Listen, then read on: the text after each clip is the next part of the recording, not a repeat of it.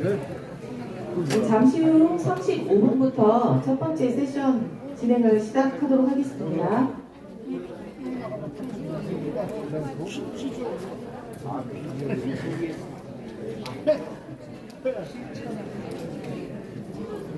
이번에 그 개봉하는 거 어디서 출발해요? 부천에서?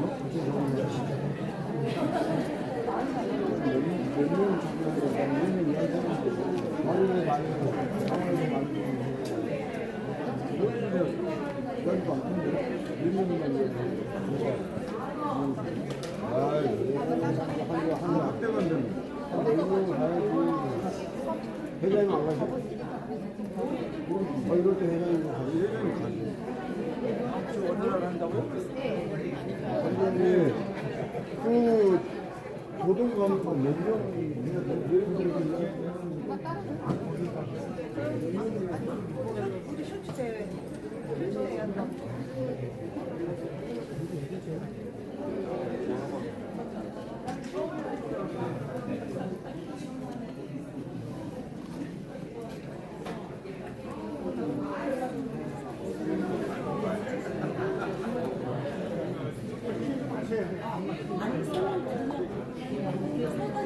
제가 지금 이제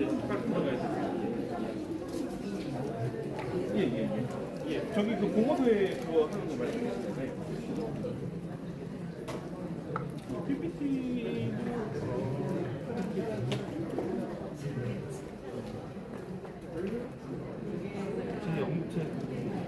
제 영역은 크게 그렇게 같지는 않은데 지역 쪽에 해가지고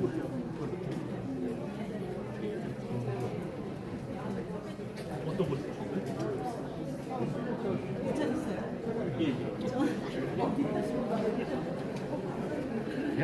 예, 수고 많으십니다. 감사합니다. 곧 첫 번째 세션을 시작하도록 하겠습니다. 참석해 주신 분들께서는 자리를 정돈해 주시기 바랍니다.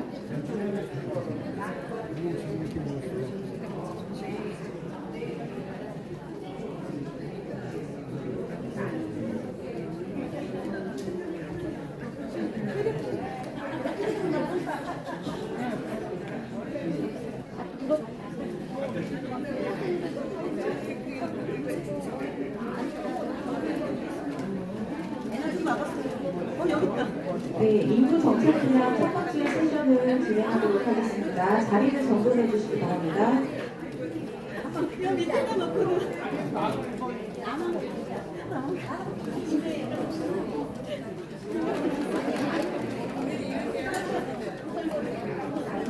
아니 어떻게 여기 있지?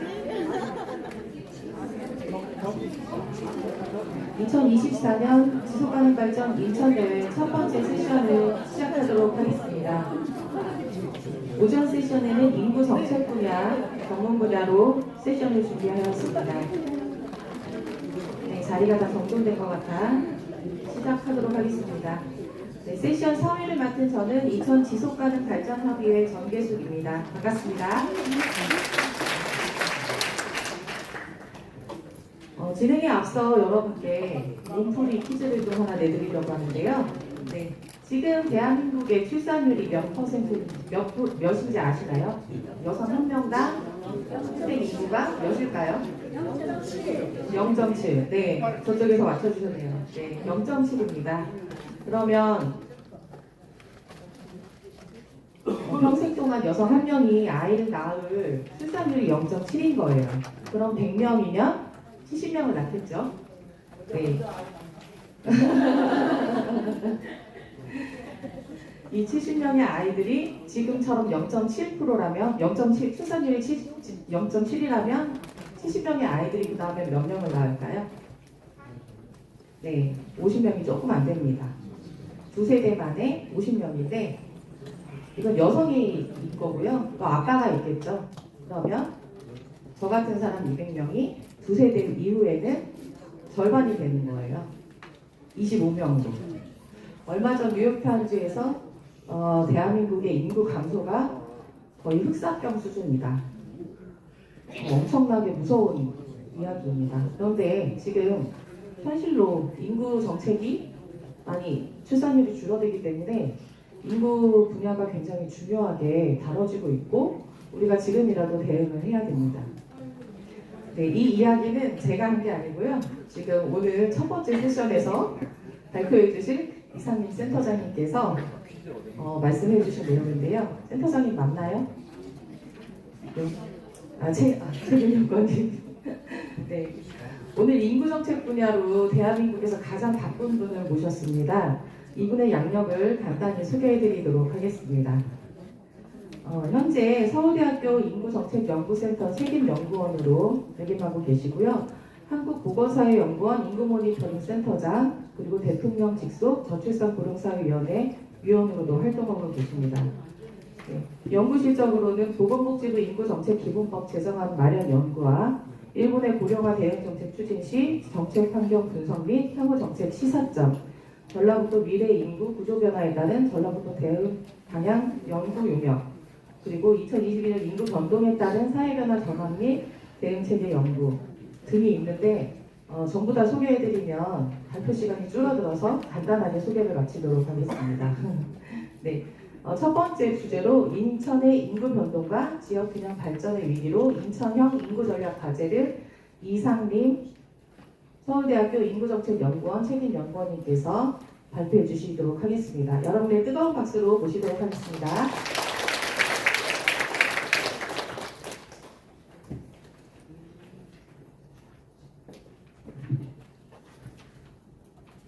예, 특별받은 서울대학교 인구정책연구센터 위원회 할까요?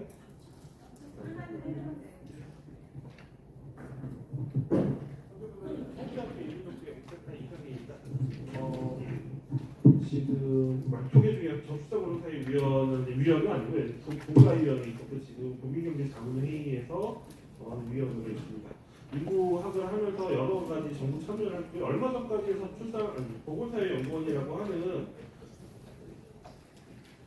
보건사회연구원의 국제연구기관에서 일을 하고 있었는데 최근에 나왔습니다. 그래서 지금 인구정책연구센터에서 일을 하고 있는데 잠시만 시간 때문에 제가 시간을 시작을 해보겠습니다. 이거 인구정책연구센터 왜 정규직에서 일하다가 왜 나오냐면 사람들이 두 가지 얘기를 해요. 아니야, 무슨 나쁜 일이 있어서 쫓겨났나 보다. 아니면은 야 엄청난 파격적인 조건으로 스카웃됐나 보다. 둘 다 아니고요. 인구라는 판이 좀 바뀌고 있어요. 옛날에 한 5년 전만 인구 얘기하면은 전부 다들 복지 얘기로 생각하셨을 거예요. 그리고 지금 국장님 오셨는데 여성가족과의 일 이렇게만 생각하시는 분들이 많았어요. 출산 지원금준이 기저귀떡 이렇게만 하다가 지금은 좀 그런 상황이 아닌 것 같습니다. 또 30분이라고 하셔가지고 좀 짧게 스크린 다 못할 것 같은데 11시 30분 같아요. 불편해가지고 여기 수련 준비하고 좀 천천히 하면서 혹시 넘어가더라도 분량 조절할 테니까 한번 들어봐주시면 그러니까 인구를 좀 다른 시각으로 봤으면 좋겠다라는 게 오늘 주제이고요. 이 얘기 먼저 들어갈게요. 우리나라 고령화 얘기 많이 했잖아요. 우리나라 고령화 수준이 얼마나 될까요? 책 보지 마시고요. 지금 이게 우리나라의 그 노인 부양비입니다. 그러니까 노인 인구를 젊은 사람 15세에서 64세 인구로 나눈 수치인데요. 이게 OECD의 인구 부양비를 나타내는 겁니다. 제일 높인 데는 어딜까요? 제일 긴 데 위에 일본입니다. 그러면 우리나라는 우리나라 고령화 얘기하는데 어디 있을까요? 여기 제일 높은 데 있을 것이다 생각하시면 돼요. 우리나라 고령화 수준은 OECD 국가들 중에서 높은 편에 있을 것이다 생각되시면 돼요. 중간 정도 될 것이다 생각되시면 돼요. 낮을 것이다 생각되시면 돼요. 낮습니다. 근데 낮은 게 얼마나 낮냐면요. 그거보다 더 낮습니다. 지금 제가 그랬던 세 가지 그림 중에 여기보다 더 낮은 쪽에 있습니다. 뭔가 좀 이상하죠. 우리나라는 지금 OECD 국가들 중에서 가장 젊은 나라입니다. 우리나라 뒤에 한 8나라 정도밖에 없습니다. 그것도 멕시코나 칠레와 같은 비서구권 국가 빼고 룩셈부르크나 아일랜드 같은 작은 소국, 왜냐면 거기는 외국인이 조금만 들어와도 노인인구 비율이 딱 떨어지겠죠. 그걸 빼면은 사실은 지금 우리나라가 OECD 국가들 중에서 가장 젊은 나라입니다. 가장 나이가 어리고 젊은 나라. 뭔가 배신한 느낌이죠. 고령화 있는데 이게 무슨 소리야? 할 수도 있는데 지금 문제는 문제 속도입니다. 지금 우리나라가 이 밑에 정도 좀 있는데 2050년을 지나면은 2050년 멀지도 않습니다. 앞으로 한 25년 정도 지나면은 일본을 제치고 세계에서 가장 고도화된 나라. 이건 노인 인구 비율을 나타내는 건데요. 왜 속도가 갑자기 빨라지냐면요. 이 뒤에 그러니까 이 속도 이게 완만히 증가하다가 지금 2020년대 정확하게 2023년부터 빠르게 증가하기 시작합니다. 왜 2023년도에 빠르게 증가했을까요? 2023년도에 그러니까 작년에 무슨 일이 있었냐면 8년 객기가 65세입니다. 베이비 부모라고 하는 굉장히 큰 사이즈의 인구가 이제 노인으로 진입을 하기 시작합니다. 근데 그 밑을 받쳐주는 젊은 인구는 계속 감소하고 있죠. 그 노인 인구 비율이 굉장히 높아질 거예요. 노인 인구 고령화 얘기를 하면 전부 다들 반감들 많이 젊은 친구들 중 말을 많이 하신 게 고령화되면 뭐가 안 좋죠? 하면 크게 세 가지를 내립니다. 그래서 생산 가능 인구가 줄어들어서 노동력이 부족할 것이다. 두 번째는 경제 성장이 줄어들 것이다. 세 번째는 재정 적자가 커질 것이다. 이 정도 크게 얘기를 합니다. 이 세 가지는 전부 다 나라 걱정입니다. 나라 경제입니다. 이 나라 경제가 어떻게 나라 경제 때문에 내가 아이를 낳았는데 그럼 젊은 사람이 어필이 안 되죠. 사실은 고령화는 그런 나라 걱정 얘기가 아니라 내 삶에 대한 걱정입니다. 고령화가 진행이 되면요 피가 모자랄 거예요. 느낌이 오세요? 피는 인공적으로 만들지 못합니다. 수출입도 금지되어 있습니다. 그래서 젊은 사람들의 수요를 통해서만 이루어질 수 있는데 젊은 사람 인구는 계속 줄어듭니다. 그리고 노인분은 계속 늘어나는데 노인분이 늘어난다는 소리는 수술받을 분들이 늘어납니다. 수술받을 분들이 늘어난다는 소리는 혈액에 대한 수요가 굉장히 뛰어오른다는 소리입니다. 앞으로 수요와 공급이 안 맞으면서 굉장히 힘든 일이 있습니다. 머지않아 지금도 심한데 앞으로 점점 심각해질 겁니다.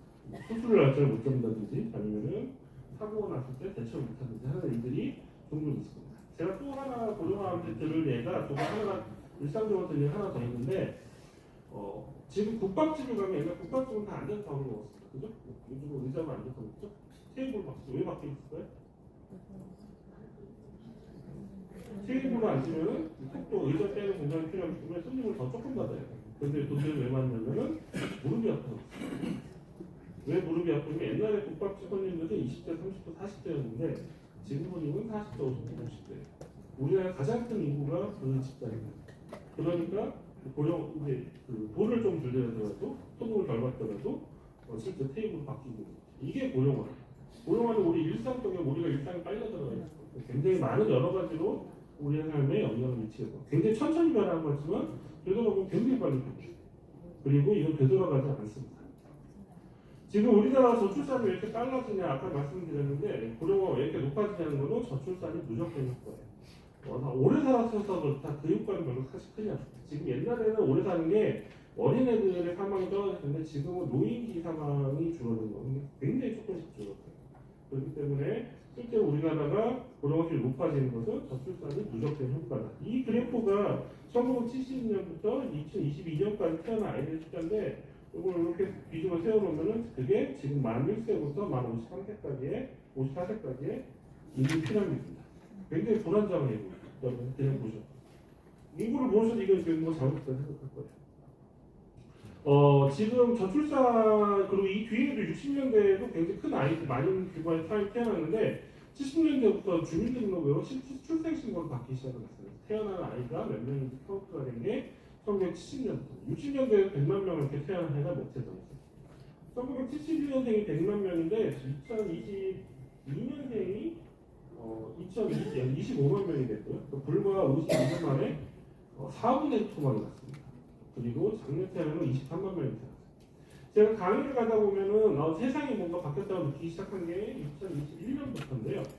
2021년도에 강의 가면은 옛날에는 큰일 났네 어떡하냐 이렇게 하다가 질문이 갑자기 이상한 질문이 들어오기 시작합니다. 그래서요? 그래서 우리 회사는 어떻게 되죠? 그래서 우리 애는 어떻게 키워야 될까요? 나는 뭘 준비해야 될까요? 갑자기 질문이 바뀌어요. 그게 2021년부터. 2020년 겨울에 두 가지 사건이 터집니다. 그러면서 사람들이 무엇인가 느끼기 시작해요. 하나는 뭐냐면 태어난 사람보다 돌아가신 분이 더 많아서 인구 감소가 처음으로 시작됩니다. 두 번째는 지방 수능 대입시에서 모든 지방대가 대량 유달 사태가 나버립니다. 그러면서 뭔가 터지기 시작하는구나라는 걸 사람들이 직감을 하기 시작했어요. 고령화 얘기, 저출산 얘기, 지겹다 하시지만 사실 진짜 우리 각성하기 시작한 거는 아주 최근부터예요. 우리가 저출산이 굉장히 우리는 출산은 아까 계속 떨어지고 있었고 출산율도 낮아지고 있었는데 위기적 저출산이 시작이 된 거는 2001년, 2002년부터입니다. 태어난 아이들이 60만이 문제가 되고 2002년도에 50만이 부족합니다. 왜 2002년도에 이런 일이 생겼을까요? 인구학은 어렵지 않아요. 그래서 자기가 인구학자라고 사기치고 다니는 사람 참 많습니다. 왜 인구는 우리가 일상 속에 다 경험한 내용이기 때문에 아주 모르는 얘기를 하지 않아요. 왜 2002년도부터 이런 일이 생겼냐면은 IMF 때문에 그렇습니다. 97년 12월에 IMF 터지고 98년, 99년 구조조정이 생기고 비정규직화되고 경기가 안 좋으면 청년들이 취업이 안 되고 하면서 청년들이 결혼과 출산을 미루기 시작을 했어요. 그 효과가 나타난 게 2001년, 2002년입니다. 2002년도에 아이가 50만 명이 태어났는데 이거 굉장히 중요한 의미를 지었습니다. 그때 태어난 아이들이 숫자가 대학교 입학 정원보다 적은 숫자가 태어났어요. 다시 말씀드리면 무슨 얘기냐면 2002년도에 우리는 2019년이 지난 2021학년도, 2022년 입시에서 대략 지방대 대량 미달 사태가 날 수밖에 없다는 걸 우리 2002년도에 알고 있었습니다. 근데 아무것도 대비를 안 하고 있었죠. 그래서 그 상황에서 그게 문제가 아니라 지금은 23만 명 태어났어요. 수도권 입학 정원보다 적은 숫자예요. 그러니까 지금 태어난 애들은 공부를 아무리 못해도 수도권에 있는 대학 갈 수 있습니다. 좀 때문에 산독도 좋아지겠네? 그렇지 않아요. 이렇게 되면 뭐가 문제냐면 지방대가 지방에 있는 모든 대학이 없어진다는 의미고요. 그리고 지방에 있는 모든 산업이 붕괴되는 겁니다. 그런 세상을 우리는 살 수는 없어요. 이걸 대결하려면은 지금부터 빨리 지방대를 빨리 줄여야 돼요. 지방대를 줄이는 뿐만 아니라 수도권에 있는 대학 숫자도 빨리 줄여야 돼요. 그래야지 이 티오가 이리로 가니까. 지금 이거 하려면 엄청나게 갈등이 터질 거예요. 지금 수도권 대학부터 줄여라 그러면 특히 작은 대학 중심으로 우리는 애들 다 오는데 왜 우리가 줄이냐 라고 반발할 겁니다. 근데 해야 돼. 이 고령화라는 게 사실 리피팅이에요. 지금 고령화라는 게 나이들 어르신들이 많아지니까 이 복지 필요 좀 들겠네, 우리 삶이 좀 불편해지겠네, 이 정도 수준으로 이해하시면 안 돼요. 굉장한 사회적 갈등과 사회적 변환이 뒤에 기다리고 있습니다. 지금 TV를 보시면 알바생들 알바 광고를 참 많이 해요. 알바 광고를 왜 많이 하는지 아세요? 알바생 광고 왜 많이 해요? 알바생 뽑기 힘들어서 사장님 그래서 우리 플랫폼에서 알바생을 뽑으세요라고 하는 광고예요. 그럼 알바는 누가 하죠 주로? 학생, 20대 초반들이 하죠. 20대 초반인 거 주로 하죠. 갑자기 주로. 그래서 알바생이 너무 힘든 거예요. 그러니까 인구는 문제가 터지고 나서도 이게 인구 문제인지 모를 때가 되게 많습니다. 근데 앞으로 인구가 변할 걸 알기 때문에 어떤 문제가 터질지 우리가 유추해 볼 수도 있어요. 지금은 저는 그런 작업이 필요하다고 생각합니다.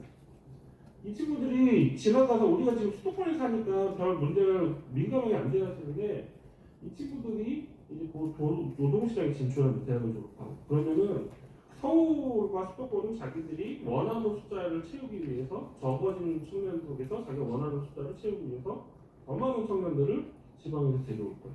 지방의 인구 위기가 더 심해지고 지방에 있는 대기업들조차도 포스코라든가 이런 데서 인력난이 심화될 겁니다. 굉장히 심각한 문제인데 여기는 어떻게 그 준비를 하고 있는가? 지도권, 인천의 지도권에서 굉장히 중요한 문제인데 이거는 굉장히 이제 앞으로 복잡한 문제가 돼요. 인천만 잘 사는 게 아니라 어떻게 수도권은 인구 책임을 지고 가야 돼? 지방에 대한 인구에 대해서 어떤 책임을 져야 될까? 앞으로 굉장히 복잡해지는 문제예요. 예전에 그래서 제가 보사를 나온 거예요. 그러니까 정규직으로서 안정적으로 그냥 먹고 살만하게 할 수 있는데 그게 나온 이유가 이런 얘기를 못해요. 이런 얘기 이제 하고 다녀야 돼요. 기업이 뭘 준비해야 되고 지역은 뭘 준비해야 될지 사회 정책적으로 힘든 선택을 하라고 정식적으로 압박을 해야 되죠.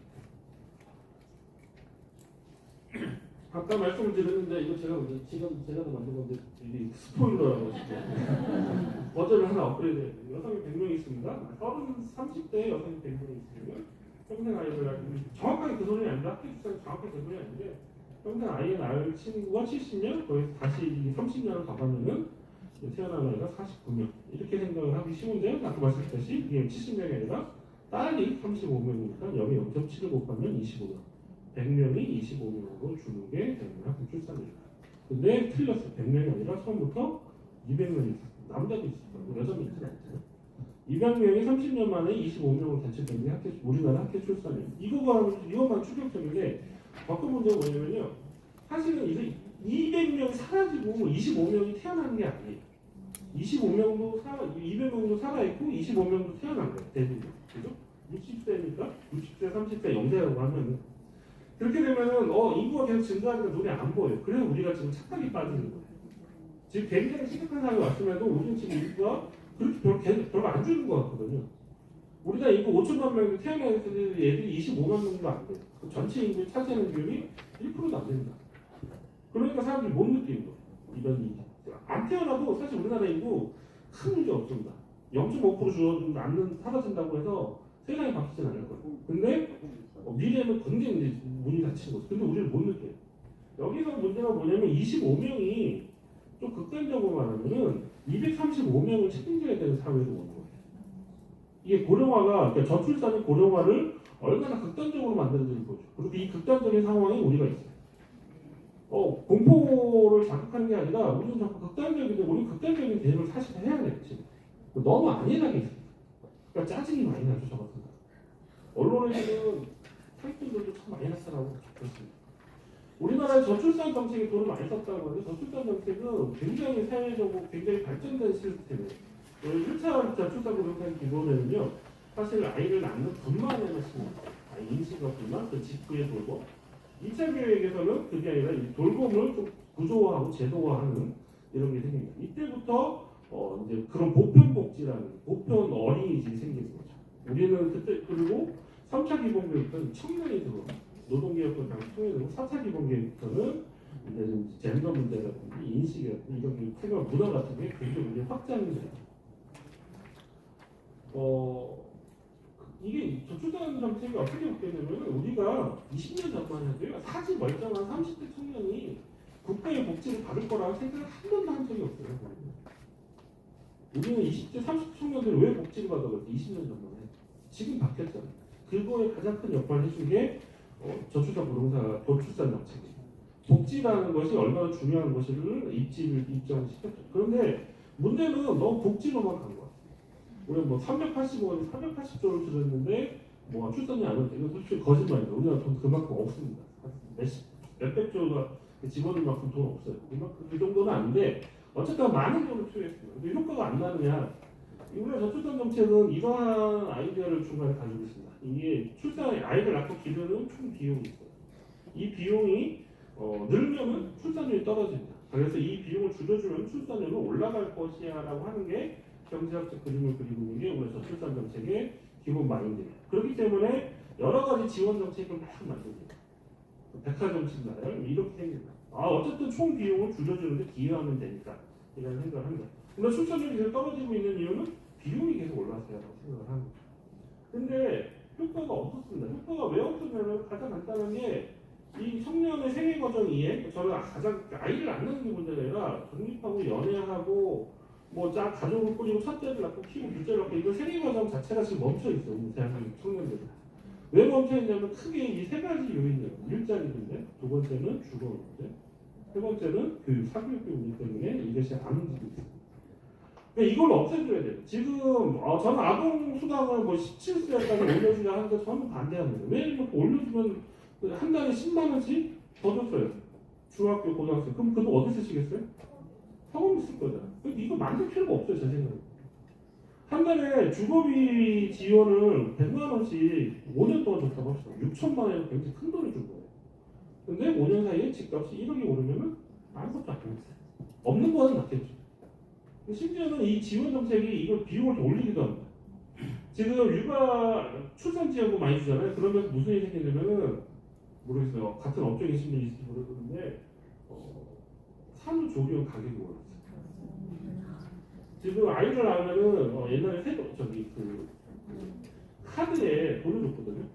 그런 병원 그러면서 뭐가 생기냐면은 옛날에는 임신 기간 동안에 한 2번 정도 초음파 검사를 받았는데 지금은 매달 맞아요.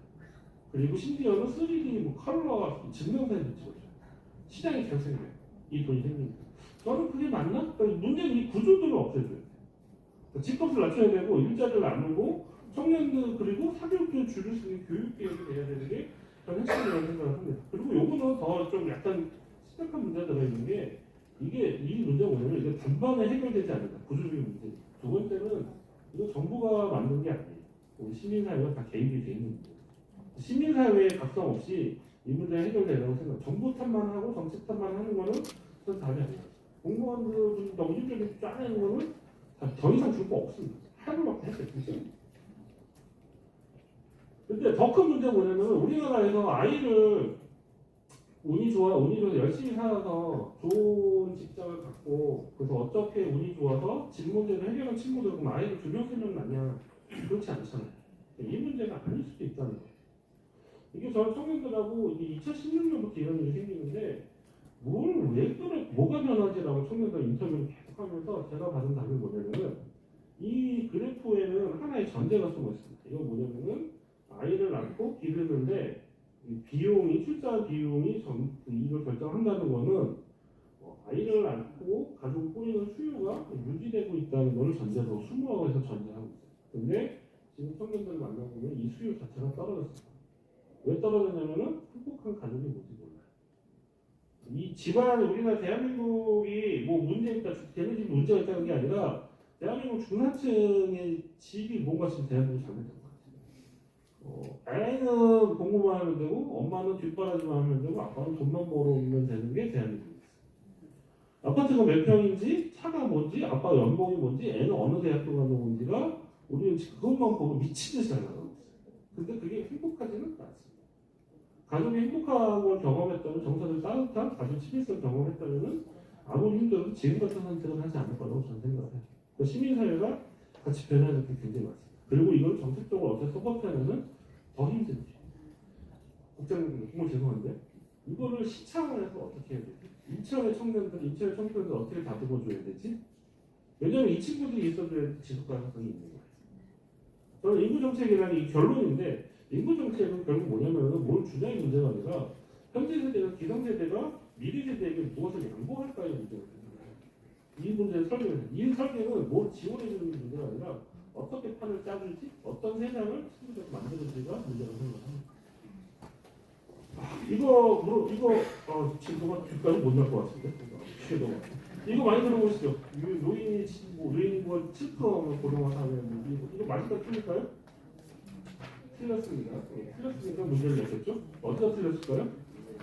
유엔은 이런 거 만든 적이 없습니다. 진짜로 만든 적이 없어요. 이거 일본에서 만든 건데 이게 잘못 나온 것 같아요. 그러니까 미국 보고서를 56년도에 있었는데 이 보고서에서 7%가 넘으면은 에이즈 파퓰레이션 부르겠다는 말 하나만 있는데 이게 일본에서 계속 오용을 합니다.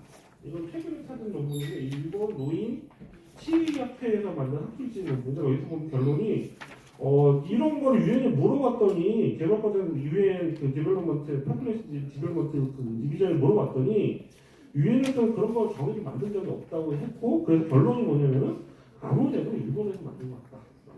실제로 이게 언제가 90년대부터 이 얘기가 너무 일본에서 공부하신 정치학과 가시고 복지하시는 분들이 이 개념 그대로 왔어요. 그때는 인터넷이 없었잖아요. 유엔에서 만들지 안 만들지 몰라요. 사람들이 얘기하면 그런가 보다라고 한 거예요. 근데 지금은 인터넷이 되잖아요. 근데 이건 계속 쓰면 안 되잖아요. 정보 못 구하니까 지키면 안 되잖아요. 저도 속성 논문에 얘기했습니다. 유엔에 따르면 이렇게. 지금 문제가 뭐냐면은 이거는 제가 석사할 때 10년 동아일보에 나왔던 기사라서 제가 기억을 하고 있어서 이거 지금 찾아가 스크랩을 했는데 이분은 얼마 전에 돌아가셨는데 장시 인류학회 회장이셨습니다. 이분은 당시 야당의 정책을 만드셨던 분인데 저출산 정책을 이제 아이를 가족과 정책을 중단하고 이제 아이를 권하는 정책을 하자라고 하는데 인류학회에서 심각하다 하자라고 하는데 반대를 합니다. 정확하게 반대는 아닌데 시기상조다라고 하면서 불과 20년 전인데 대중들에게 이 얘기를 할 수가 없었어요. 근데 아이를 권하는 정책 전환이라를 이해를 못했어요, 사람들이.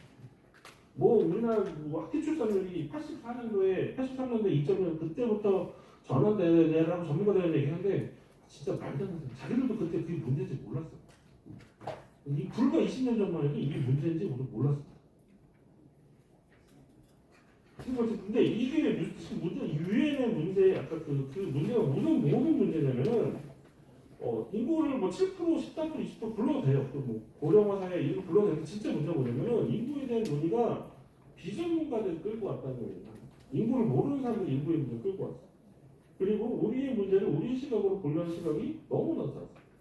이거는 우리 언론에 가장 요즘 많이 나오는 지방소멸 지수라는 걸로 나온 문재인 정부 때 나온 감사원 보고서 중에 일부입니다. 이 보고서 보면은 우리나라 시군구 인구를 100년 동안 쫙 추계를 해서 어떻게 보면 추계한 다음에 지방소멸 지수를 계산해 봤더니 다 쉽던 거죠.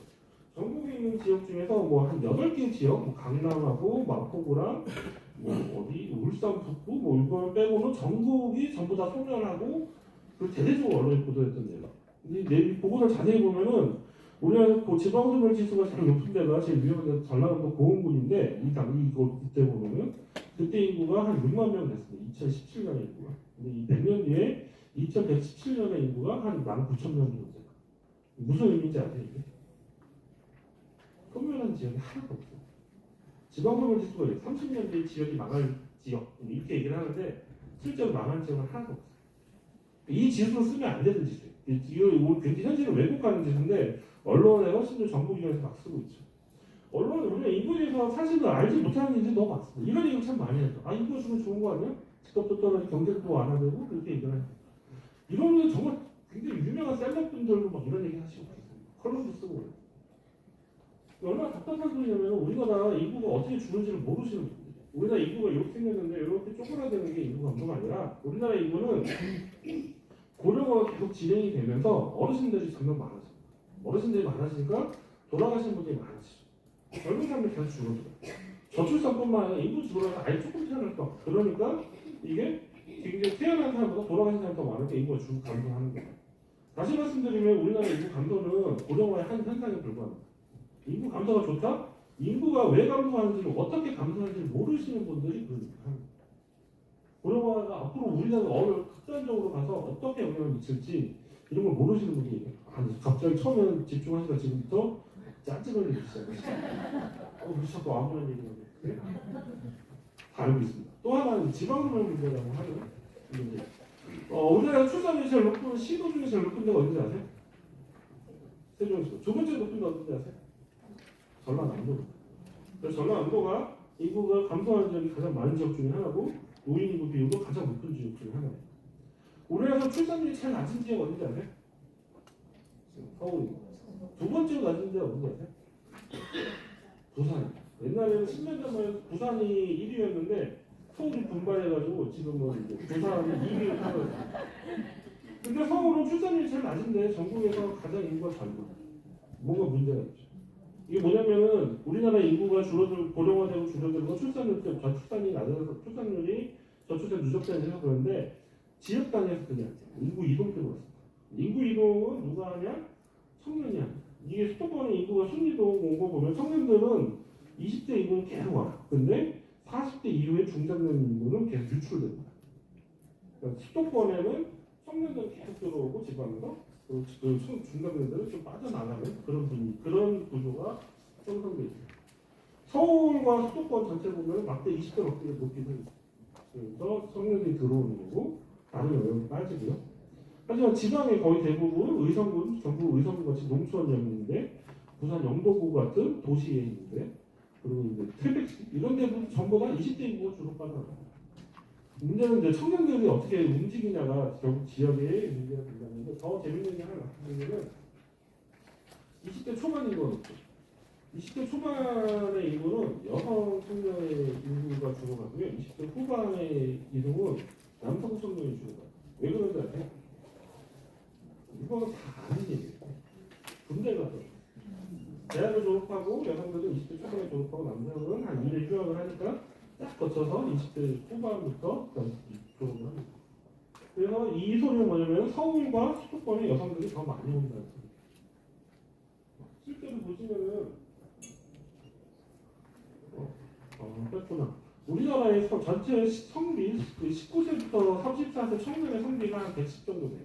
80년대 90년대 워낙 그 낙태를 많이 해가지고 성별 감면해서 딸들을 워낙 많이 낙태를 해가지고 지금 성비가 그렇게 왕성해져 있어요. 근데 지방 도 단위 지역은요 성비가 130이에요.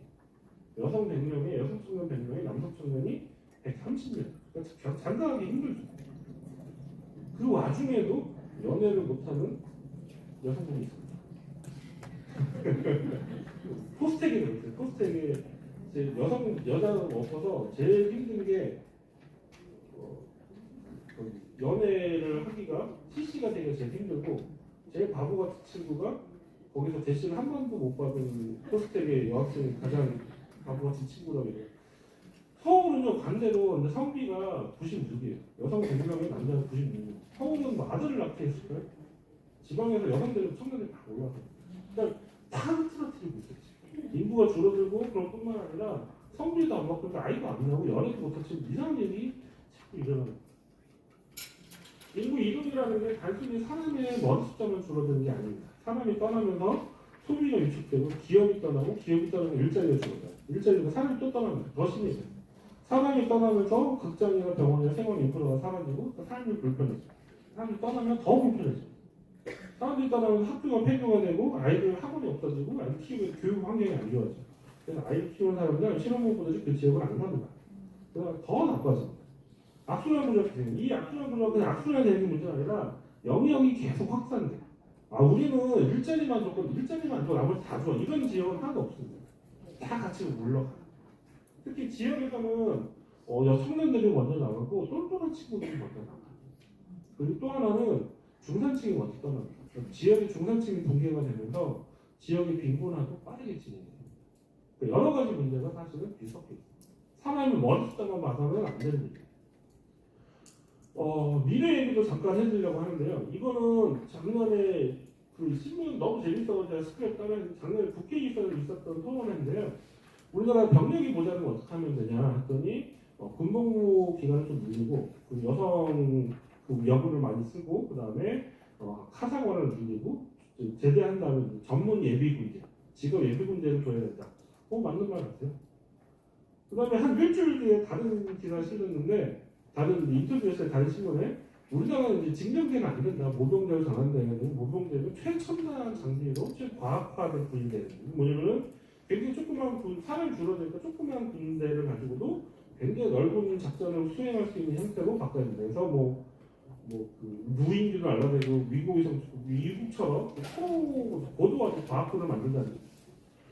이걸 하면은 맞아요. 둘 다 맞는데 아마 처음엔 이렇게 해야 되는데 이런 인구 병력이 한 10% 줄었을 때 이렇게 할 수 있지만 더 줄면은 절로 가야 됩니다. 현재 막 쪼아서는 사고밖에 안 나니까. 그러면은 이렇게 뒤로 갈 수 있고 우리 군을 고도화하면은 누가 반대할까요? 제일 반대할 사람 누굴까요? 뭐 김정은이 반대하겠죠. 김정은 빼고. 하나 우리나라에서 누가 반대할까요? 네, 다 아시네. 육군에서 반대할 거예요. 지금 보병 중심 육군 체제가 무너진다는 걸 이렇게 됩니다. 그래서 제 재밌는 거는 이게 왜 뭐가 재밌냐면 이 발표는요 육군 출신의 전문가가 얘기했고요. 저 인터뷰는요 공군 출신의 인터뷰였거든요. 이게 무슨 소리냐면 앞으로 우리가 터질 사회의 상을 보여주는 거예요. 인구가 줄어들면서 우리는 사이즈가 줄어드는 뿐만 아니라 사회 체제를 다시 바꿔야 돼요. 거기 맞춰서.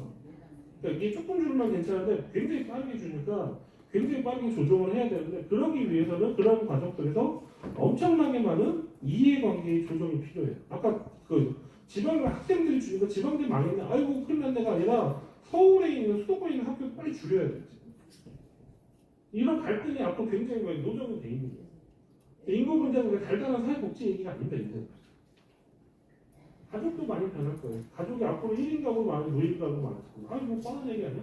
1인 가구는 크게 세 중에 있어요. 사회 가신 어르신들, 돌싱의 중년 친구, 뭐 아니면 일대로 따로 살는 분들, 그리고 이제 미혼의 청년들 이게 있는데 앞으로의 1인 가구는요 올해 혼자 산 기간이 굉장히 긴 사람들이 1인 가구 채웁니다. 그러니까 지금하고 좀 다르죠.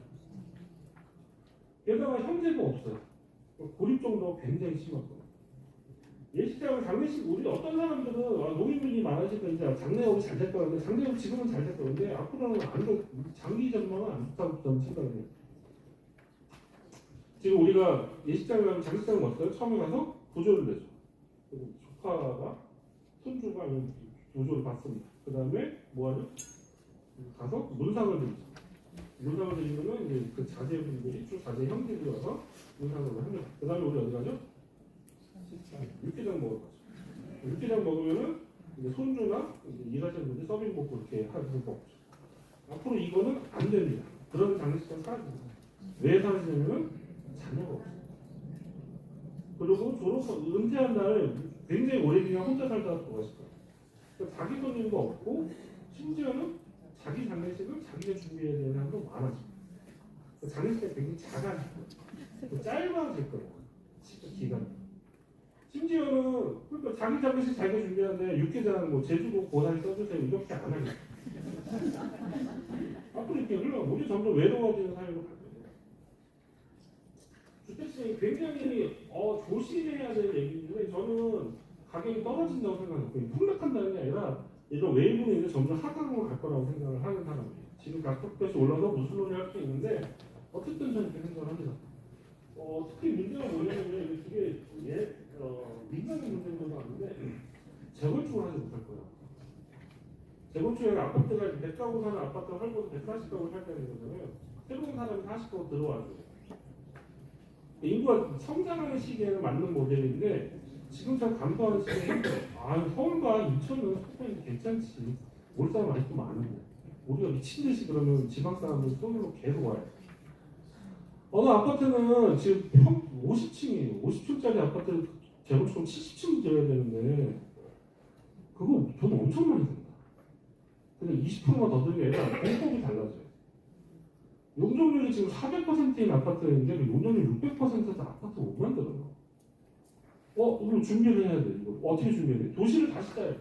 주거 정책을 다시 짜야 돼. 물론 아파트가 폭락하는 왜냐면 우리가 인구가 워낙 많아서 인구 밀도가 워낙 높기 때문에 아파트가 곤두박질 치지 않아요. 아파트의 수요는 계속 있습니다. 하지만 계속 줄어들 거예요. 계속 이 가격이 다운될 거예요. 그러면 도시계획은 어떻게 짜야 되지? 주거 정책은 어떻게 짜야 되지? 근데 지금은 LH나 뭐 통화 전부 다 공급 문제예요. 제일 잘하는 게 짓는 것만 잘해요. 그러니까 계속 정치는 계속 지어주겠다. 이런 식이 지금 끝나가고 있는데 우리는 다음에 어떤 준비를 해야 되지? 우리는 어떤 주거에 살아야 되지? 이런 고민들 이게 사람들 재건축이 안 되면요 어떻게 되면은 사람 다 떠나요. 나이 드신 분만 나와요. 그리고 고장도 계속 나고 슬럼만 해요. 아주 높고 고층에 슬럼만 해요. 이건 정말 무서운 얘기예요. 아파트가 지금 화려한 아파트들 많잖아요. 보세요. 특히 주상복합 아파트 보세요. 큰 거 저거 30년 후에 재건축 어떻게 하지? 한번 생각을 해보세요. 그럼 더 큰 아파트 세워낼 수 있을 것 같아요. 이건 지금 다가오고 있는 얘기예요. 노동력도 부족할 거라 얘기하면 노동력 부족하지 않습니다. 모든 산업이 부족하지 않아요. 어떤 산업은요 많이 부족해지는데 노동 생산 가능 증가 감소 속도보다 노동 생산성의 증가 속도가 더 빠른 기업은 그런 산업은 노동력이 부족하지 않아요. 사람이 줄어들면 기술로 채우는 거니까. 그런 데는 이제 대기업, 수출기업, 혁신기업들이에요. 근데 안 그런 산업들이 건설업, 운수업, 외식 숙박업 이런 데는 기술적 혁신을 하기 힘듭니다. 근데 문제는 내수 시장이 줄어들어요. 대부분 내수 기업인데 내수 시장은 또 줄어들어요. 마진율이 되게 떨어집니다. 그러면서 이제 산업 간의 임금 격차가 되게 커질 거예요. 그럼 우리 격차가 점점 더 커질 겁니다. 그러면 수능도 아마 바뀔 거라고 저는 생각을 합니다. 앞으로는 이제 대학이 줄어드는 상황에서 이렇게 이 체제는 좀 무너져야 된다고 생각해요. 한 달 한시에 대한민국의 모든 학생들 모아놓고서 같은 문제 딱 주고서 빨리 풀어야 되는데 결정적인 순서대로 좋은 학교 가는 체제가 이제는 맞지가 않아요. 이걸 하려면 학교가 적어야 되는데 학교 학생보다 더 많습니다 지금. 그리고 이 줄을 촘촘히 쓸 수도 있을 정도로 경쟁 구조가 있어야 되는데 격차가 너무 커요. 밑에는 완전히 무너졌어요. 그러면 이렇게 안 되고 다른 식의 형태로 바뀌게 될 거예요. 어떻게 바뀌게 되냐? 모릅니다.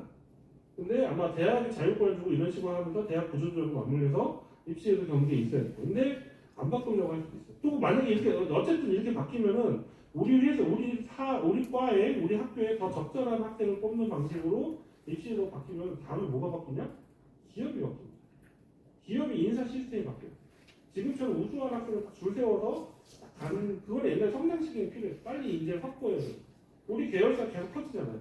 계속 새로운 부가 생기고 과가 생기고 확장되니까 인재를 빨리 확대해요. 그래서 이제 공시 제도가 생기고 공채 제도가 생기는 거고 졸업할 때 우르르 데려가려고 하는데 지금 저성장 시대가 되면 이것도 바뀝니다. 근데 인사 쪽이 되게 중요해요. 우리 기업에 더 적절한 사람 뽑는 학력이 중요하지 않아요. 실제로 지금 이사진, 임원진, 승진 100대 기업의 50대 그룹에 이번 승지를 보면은 스카이 비율이 계속 낮아지고 있어요. 이게 뭐예요? 우리 애는 어떻게 키워볼지. 앞으로 입시 제도가 어떻게 세상이 바뀌는 거에 대해서 우리 애는 어떻게 공부를 해야 되지? 이건 우리 불안하니까 학원가에서 계속 불안함을 자극시키죠. 그래도 믿을 거는 수능입니다. 믿을 거는 국영수입니다. 아니요, 그렇게 하면 우리가 발목을 잡히는 거예요. 우리가 선택을 해야 돼요. 어떤 식으로 가야 될지. 앞으로도 굉장히 많은 변화가 있습니다. 하나, 앞으로 금메달 따기도 힘들어질 거예요. 왜냐면 선수층이 점점 얇아지니까. 특히 구기 종목이 얇아요. 구기 종목이 힘을 구성을 못해요. 그래서 고등학교 때부터 시합 질이 지금 계속 떨어져요. 기초훈련을 못해요. 그래서 올해 파리올림픽에는 핸드볼 하나만 출전했죠.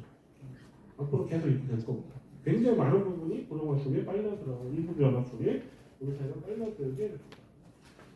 그러면은 이런 인구 위기 속에서 우리는 뭘 해야 되지? 인천시는 뭘 해야 되지? 오늘 오신 분들이 꼭 공공위에 오신 분들은 아니라는 건 아닌데 그래도 고민을 해야 되지. 우리 인천의 기업은 뭘 해야 되지? 우리 사람 어떤 준비를 해야 되지? 시청을 대부분 옛날에 우리 인구 변동에 어떻게 복지를 해야 되지? 어떻게 지원해? 이거에는 그게 아니라 이제는 어떻게 대응을 해야 되지? 이 대응은 그냥 여성가족과에서만 하는 것뿐만 아니라 모든 것, 건설도 하고 도로도 하고 복지도 모든 것 같이 종합적으로 해요. 기업도 마찬가지입니다. 어떻게 기업의 시장이 어떻게 변하지? 우리 기업 내 인사구조, 종업의 연령구조 어떻게 바뀌지? 시장은 어떻게 바뀔까? 지금 세대를 따라가는 게 맞을까? 아니면 새로운 시장 대책하는 게 좋을까? 고민을 많이 해요. 이게 2020년, 2022년도, 2020년은 인구 이동이 가장 많았거든요. 2020년도는 집값이 떨어지기 시작하면서 인구 이동이 줄어드는데 수도권의 인구를 보면요. 이때는 2020년에는 경기도로 엄청 많이 갔어요. 근데 2022년에는 경기도에서 많이 들어왔고 오히려 서울에서 오는 인구는 그래도 좀 유지가 된다는데 여기는 너무 많이 변했어요. 그리고 지방에서도 꽤 많이 하는데 수도권은 이게 확 줍니다. 줄지 않은 거는 요 세 가지만 돼요. 지방에서 오는 사람들, 서울에서 경기도 가는 사람들, 서울에서 인천 가는 사람들. 이게 무슨 소리냐면은 인천이 의외로 경기도 내에서 사이즈가 작아서 이 변화에 민감하게 반응할 수 있다. 인구는 안정적인 게 있었죠.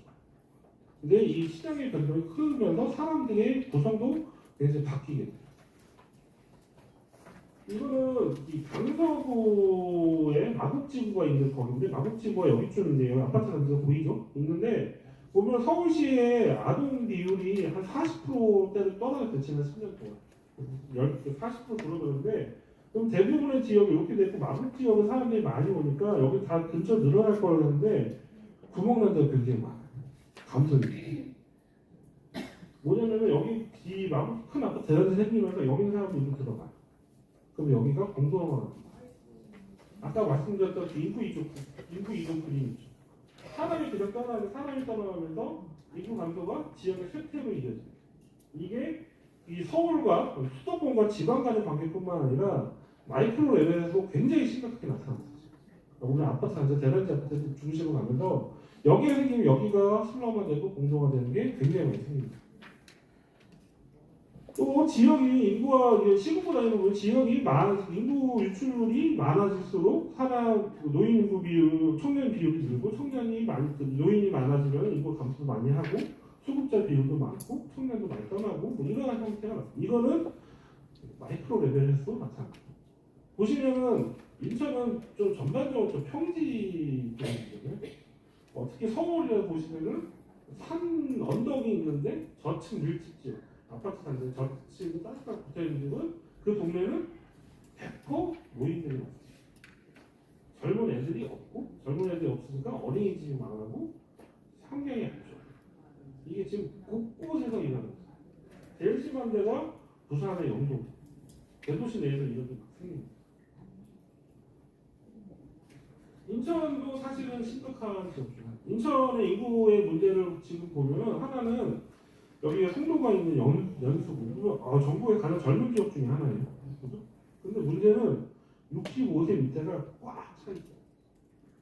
전국에서 노인 증가 속도가 가장 빠른 지역 중에 하나예요. 노인 비율은 계속 낮지만 노인의 증가 속도는 굉장히 늘어납니다. 그러니까 지금 어떤 대응을 해야 될까 고민을 하셔야 돼요. 지금 우리 젊은 노인이 있으니까 젊은 노인 좀 짜. 그러면 10년 뒤에는 다시 10년이 지나면 그때는 75세 노인들이 많아져. 그러면 그때부터는 치매라든지 아니면 장기 요양이라든지 이런 수요가 굉장히 커집니다.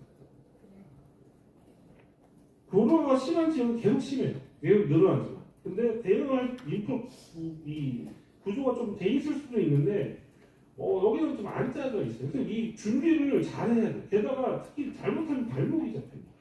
사이즈가 커가지고 유권자의 힘이 커요. 그러니까 우리 정책 예산이 어르신들로 갈지 미래 세대로 갈지 이 문제에서도 영향을 미치게 됩니다. 이 얘기를 하면서 불편하신 분도 이렇게 해야 돼요. 왜냐면은 그게 다 남의 얘기가 아니라 우리 얘기거든요. 이부 얘기가 살벌해지고 옛날처럼 우리 극복합시다. 이 친구 바꾸면 기회가 돼서 이런 사기는 치지 말아야 돼요. 어떻게 바꿔야 돼? 우리는 어떤 결단을 해야 될지 이 고민들을 지금부터 해야 됩니다. 이거는 우리가 인천시에서 그나마 인구가 구조가 좋은 지역들이고요. 동구, 밑쪽이고 남부였던 여기 보시면은 점점 밑은 나가서 줄어들죠. 계속 지금 불안정한 구조로 가요. 인천의 구조 중에 문제 중에 하나가 안정적으로 오래 살지 않는다. 새로 오신 분들이 많고 지역 내 이동이 너무 많아요. 그러니까 공동체가 형성이 잘 안 됩니다. 특히 인천에는 여기 심한 이 지역들 동구와 밑쪽뿐만 아니라 강원도나 옹진군 같은 이런 농촌 지역도 같이 포함되어 있어요. 저는 인천의 기적발전소를 고민한다면은 모르겠습니다. 어떠한 송도 같은 이런 신도시를 바탕으로 쫙 나가는 방식도 있겠지만은 우리가 생각하는 지속 가능성이라면은 발목은 잡지 않고 같이 다 가는 사회가 돼야 됩니다. 그리고 여기는 사람들이 적을 뿐만 고령화되고 교육이 안 되고 저소득층 빈곤의 문제가 있고 이런 걸로 계속 격차가 벌어지면은 이건 정말 심각한 문제예요. 인천의 특성 여기는 송도 지금 우리가 있는 송도 여기가 아파트 고급 아파트 단지가 되고 그다음에 여기는 남동 단지가 여기는 중간 여기는 목표인데 그 아파트가 모습이 달라요. 여기는 고급 옛날의 아파트. 이 세 지역이 같은 인천에 있지만은 너무 다른 모습으로. 저는 인천의 가장 인구학적으로 봤을 때 가장 큰 문제라고 하면 두 가지를 지적하고 싶은데 하나는 급속한 고령화, 노인 인구의 증가가 일어날 겁니다. 그런데 우리는 아직 인천은 젊은 지역이라고 하는 착각을 많이 해요. 인천 연수구 구청장님이 그 고민을 하실지 아직 고민 한번 봐야 돼요. 인천 연수구는요 지금 착각하기가 너무 쉬워요. 굉장히 노인 인구가 굉장히 적으니까. 우리는 앞으로 젊고 하지만은 증가 속도는 굉장히 빨랐을 거예요. 두 번째 문제는 지역 간의 격차가 너무 커요. 이거 도시 설계를 어떻게 할지, 교육 정책을 어떻게 할지, 산업을 어떻게 대응을 할지 굉장히 복잡한 다차원 방정식이 될 겁니다. 결론입니다. 지금 고령화 시대를 초고령 사회를 어떤 분들은 100세 시대라고 하거든요. 저는 100세 시대라는 말이 잘못됐다고 생각합니다. 100세 시대는 두 가지 포인트가 있어요. 하나는 어르신들에게 맞춰져 있다. 두 번째는 복지에 맞춰져 있어요. 100세 시대를 준비하는 방식은 우리가 복지를 확장하는 겁니다. 근데 이 복지 확장이 가능한가? 문제 생겨요. 저는 그게 아니라 앞으로의 인구 변화는 우리가 초고령화 사회는 우리 사회 체제의 대대적인 전환이라고 생각합니다. 사이즈가 줄어들고 구조가 바뀌면서 특히 내부에서 과학기술 혁명이라든지 아니면은 아까도 말씀하셨던 환경 변화 이런 것들이 결합이 되고 외부적으로도 여러 가지 안보와 관련된 결합 요인들이 경제 안보와 생산망, 공급망, 유통망이 되면 위험을 받으면서 안정성이 떨어지면서 전혀 새로운 세상으로 우리는 전환하고 있어요. 특히 그 전환은 인구가 굉장히 가속화시키고 있습니다. 그래서 지금 문제는 할 때는 두 가지. 하나는 지금 상황의 변화에 어떻게 대응을 해야 되지. 지금 수요도 있죠. 젊은 나이에는 아이를 낳고 키워야 되고 이런 문제도 있지만 두 번째로는 미래에 대해서 어떻게 준비를 하고 대응을 해야 되지. 지금부터 어떻게 해야 되지. 이건 쉽지 않습니다.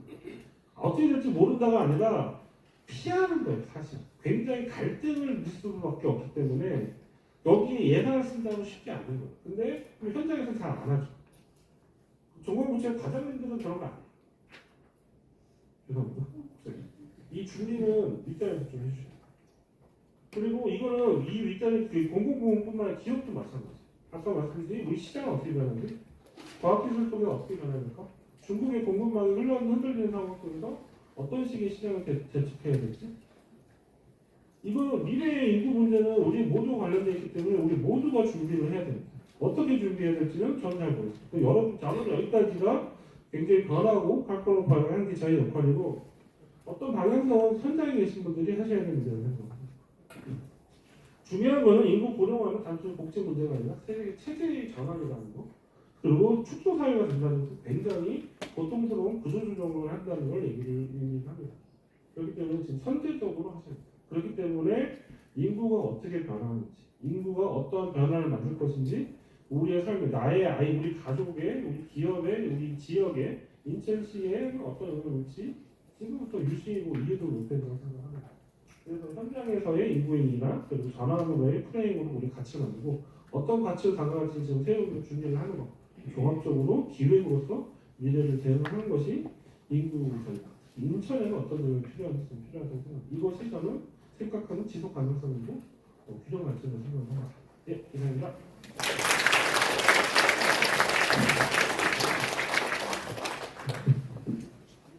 네, 수고해주신 이사님, 박사님께 다시 한번 박수 부탁드리겠습니다. 지역 특성에 맞는 인구 정책은 끊임없이 풀어나가야 할 우리의 현안이고 과제라고 생각이 듭니다. 네, 박사님 말씀 동안 공부하고 있는 기분이 들어서 아주 흥미롭고 재미있었습니다. 네, 다음은 두 번째 주제 발표를 해주실 인천시 여성가족국장님 시현정 인천시 여성가족국장님께서 아이 키우기 도시 인천 실현을 위한 주제 발표를 해주시겠습니다. 인천형 출생 정책으로 주제 발표 나와서 해주시겠습니다. 여러분의 뜨거운 박수로 모시겠습니다. 그리고 축하할 일이 하나 있는데요. 축하드릴 일이 하나 있는데 올해 9월에 태아부터 18세까지 중단 없이 지원하는 인천형 출생정책 우수 사례로 2024년 대한민국 지방지킴 대상 시상식에서 리더십 대상을 수상하기도 하셨습니다. 축하드립니다. 네. 안녕하세요. 인천광역시 여성가족국장 시현정입니다. 제가 제 출생정책을 말씀드리려고 하다 보니까 이렇게 연령대를 보니까 우리 청년 세대나 이렇게 임신 가능한 분은 별로 없으시고, 네, 이제 그런 자녀를 둔 어르신들이 계셔서 제가 거기에 맞춰서 설명을 드리겠습니다. 일단은 오늘 오후 2시에 2025년 예산을 시장님께서 발표를 하십니다. 시장님께서 발표를 하시는데 저희가 이제 모든 것들을 하려면 이제 예산이 필요한데 저희 인천시 예산이 15조입니다.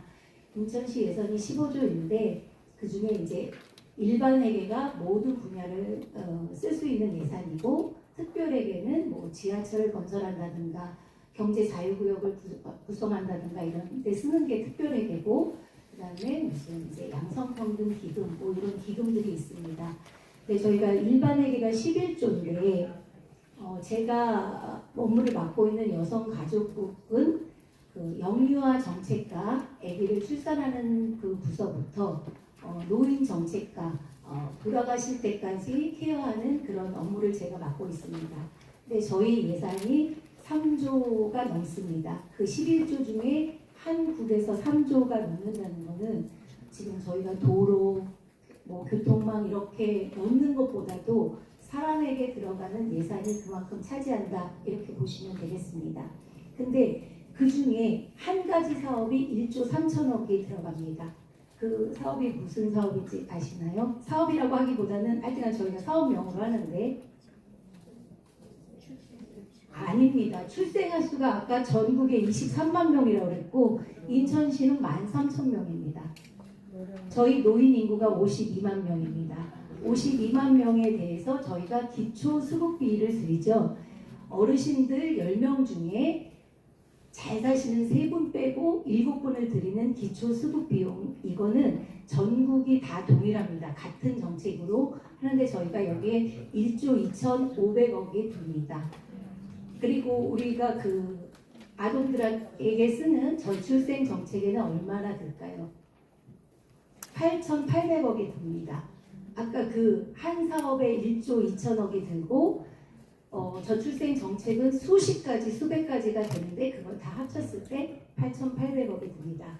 근데 이거는 저희가 이렇게 어떻게 할 수 없는 그런 구조예요. 왜냐면 그 기초연금은 전국에서 다 같이 시행하고 있는 거고요. 그럴 때 국가가 50을 됩니다. 국가가 50을 되고 광역지자체가 25를 되고 기초지자체가 25를 됩니다. 그래서 사실은 올해 예산이 정부에서 감세 정책을 펴셔서 30조가 마이너스라고 합니다. 지금 여태까지 거쳤던 것보다 30%의 세금을 30조의 세금을 덜 걷었습니다. 그러다 보니까 저희가 시의 행정을 할 때는 국가 예산이 저희가 세금을 내면 국세가 있고 지방세 중에서도 광역으로 들어오는 광역시세가 있고 지방 기초단체자체로 가는 기초세가 있는데 여러분들이 내시는 재산세는 구세입니다. 그리고 뭐 다른 시세가 있고 국가세가 있는데 국비에서 30조가 줄어들었으니 저희한테 내려오는 돈이 줄어들었겠죠. 그리고 저희 세금도 줄어들었고 이런 상황에서 아까 말한 그 기초연금 65세 이상들은 저희가 지금 현재 52만 명입니다. 어르신들이. 그런데 올해 5만 명이 늘어납니다. 한 달에 4천 명씩 따박따박 1월 생일, 2월 생일 해가지고 5만 명이 늘어납니다. 그럼 딱 2년만 더해도 52만이 62만이 됩니다. 이거는 뭐 저희가 그냥 계산적으로 이미 나와 있는 숫자예요. 그래서 아마 여러분들이 느끼시면서 왜 이런 정책들을 안 하지? 라고 생각하실 수 있는데 이런 구조적인 게 있다는 말씀을 드리고 그 다음에 이제 저희 저출생 정책에 대해서 이제 소개를 드리면 아까 우리 박사님도 말씀을 주셨는데 이 학계 출산율이라는 거에서 전국에서 서울이 꼴등, 부산이 꼴등에서 2번째, 인천이 3번째였습니다. 이런 상황이 있고요. 그 다음에 저희가 아까도 말씀드렸다시피 박사님 말씀해 주셨는데 저출생 고령화라는 얘기는 그냥 입에서 그냥 자동적으로 누구나 알고 있는 것처럼 얘기했지만 박사님께서 말씀해 주셨듯이 저희가 이렇게 깨는 그런 지식을 쌓으셨잖아요. 아까 대한민국이 젊은 나라다.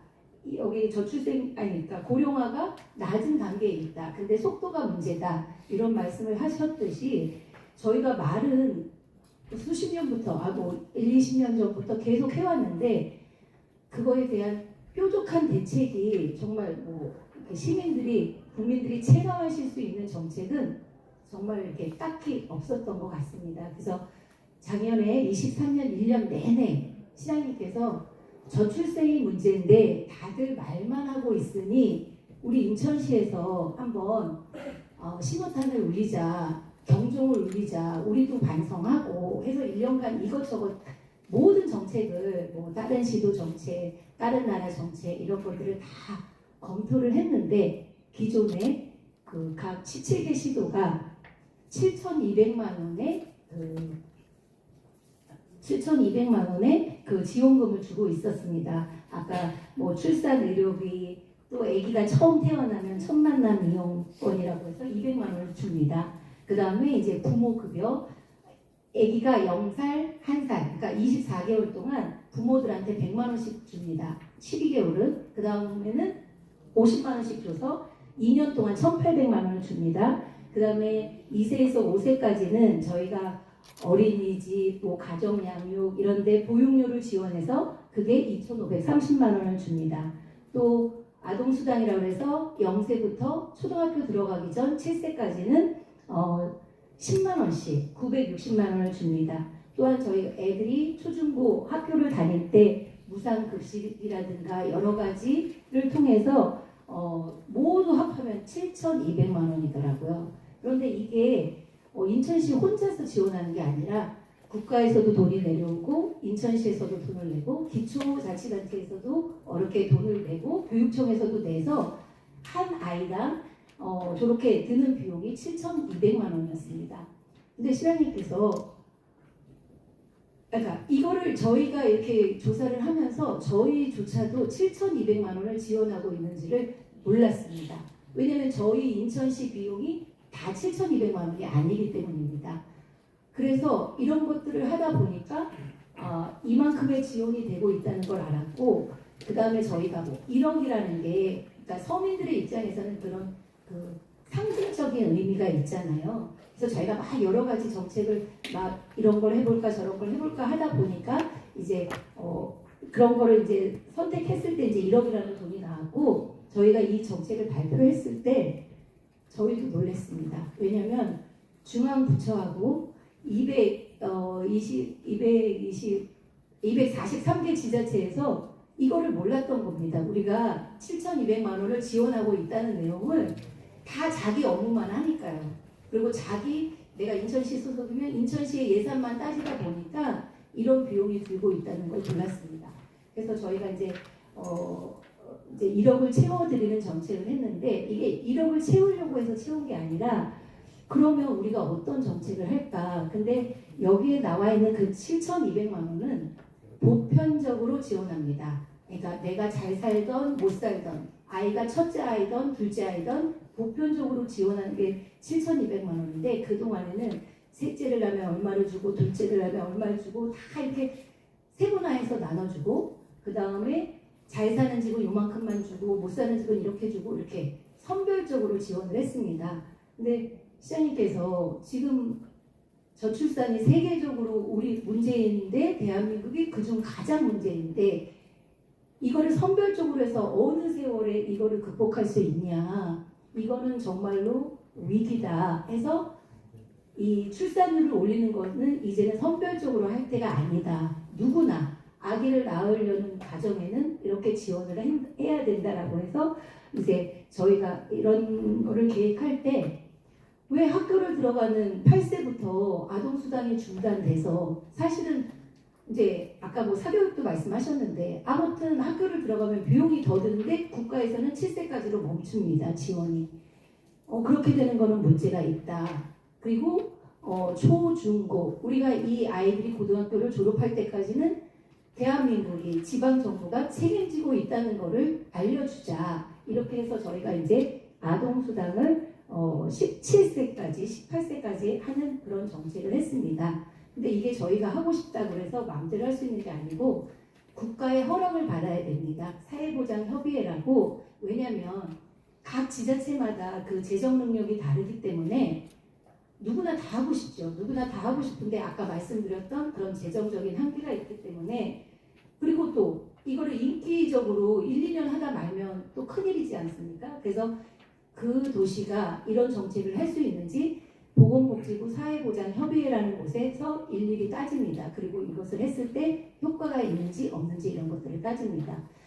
저희가 작년 12월에 발표하고 이 모든 정책이 시행되는 데는 6개월이 걸렸습니다. 왜냐면 저희가 국가를 설득할 때 국가가 이게 좋은 정책일 수 있다. 그렇지만 이게 지속 가능하냐, 인천시 재정으로 저것들을 다 감당할 수 있냐, 이렇게 말씀을 하시면서 6개월간 정말 어려운 협의를 하였습니다. 어려운 협의를 하였는데, 아무튼 저희 인천시 재정이 아까 뭐 이제 그런 말씀을 드렸는데 17개 시도 중에 저희 시 인천시 재정도 3위 안에 듭니다. 전국에서 3위 안에 들어서 저희는 재정의 안전성을 말씀드렸고, 그 다음에 그 어려운 재정 중에 저출생을 1번으로 하겠다라고 시장님께서 의지를 표명하셔서 저희가 이 정책을 시행하게 됐습니다. 그런데 아까 우리 박사님께서 나는 이거 17세, 18세까지 주는 거 반대다. 저희도 담당자로서 반대했습니다. 처음에 이걸 설계할 때 예산도 무리가 있었고요. 그런 고민도 했습니다.